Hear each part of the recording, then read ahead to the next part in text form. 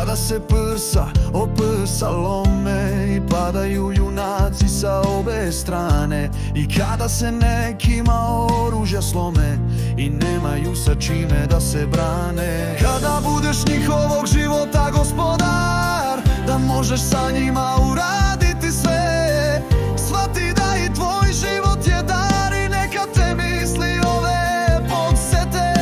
Da pre nego što uradiš nešto za što je život malo, da se kaje, od čega razum nekad staje, neka ti istorija znanje daje. Da će sve ovo jednom proći i da mir će na kraju svega doći. Mi sresti ćemo se na kraju noći, da li ćemo tada mi moći da se pogledamo oči u oči. Zato sada sa gnevom prikoči, pre nego što se u zlo kroči. Znaj da morat ćemo da se gledamo oči u oči.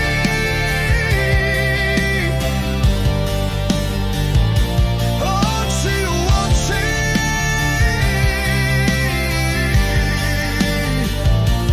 Oči u oči. I zato neustrašiv junak ti budi, ali dovoljno hrabar da budemo ljudi.